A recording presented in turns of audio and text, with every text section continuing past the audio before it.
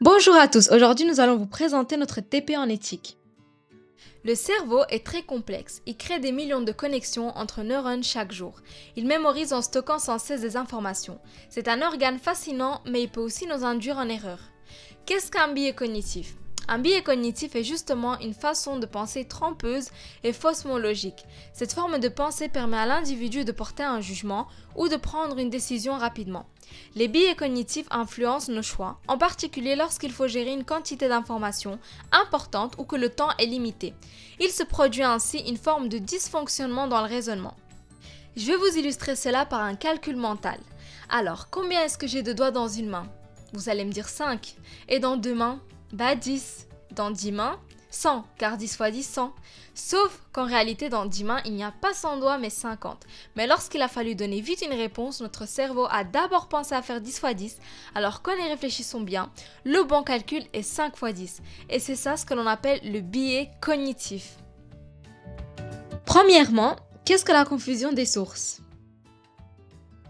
La confusion des sources est le phénomène par lequel notre mémoire ne fait pas la distinction entre une source première valide et une source secondaire. La première source est notre mémoire qui représente notre vécu et la deuxième source peut être la presse ou les réseaux par exemple. Certaines infos stockées dans notre mémoire peuvent être interprétées comme un souvenir qui s'est réellement passé. Comme par exemple croire que vous avez été témoin de quelque chose dans le passé alors qu'en réalité vous avez seulement lu à ce sujet dans un article. Comme par exemple, lorsqu'un professeur a demandé à sa classe s'il connaissait des exemples de difficultés d'un membre de leur famille durant la Grande Dépression, Sarafine a raconté une histoire sur son grand-père. Mais, bizarrement, elle était très similaire à celle que le professeur d'histoire avait racontée à propos de son grand-père l'année précédente. Qu'est-ce que l'effet télescopique, ou bien aussi appelé le biais télescopique ? L'effet télescopique fait référence au déplacement temporel d'un événement par lequel les gens perçoivent les événements récents comme étant plus lointains qu'ils ne le sont réellement, et les événements lointains comme étant plus récents qu'ils ne le sont. Le premier est connu sous le nom de télescopage vers l'arrière ou expansion temporelle, et le second est appelé télescopage vers l'avant. 3 ans est approximativement le laps de temps pendant lequel les événements passent d'un déplacement vers l'arrière dans le temps. Un exemple pour illustrer cet effet, ce serait l'incarcération d'un détenu. Prenons l'exemple de Lacrim, qui est un rappeur. Beaucoup de gens pensaient qu'il fut enfermé longtemps, alors que celui-ci n'a été incarcéré qu'1 an et demi.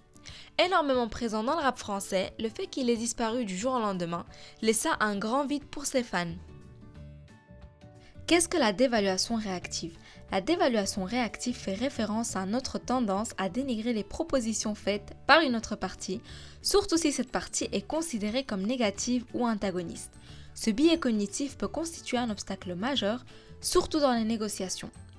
Pour illustrer cela, par un exemple, imaginons que mon collègue de travail avec qui je m'entends pas du tout me propose un échange de bureau, car le sien est plus grand et que j'ai plus de dossiers que lui. Mais que dans cet échange, je constate que lui n'a rien à gagner et que la seule gagnante, c'est moi. Si je refuse, c'est ce que l'on appelle une dévaluation réactive. Et nous arrivons donc à la fin de ce travail. Merci pour votre attention.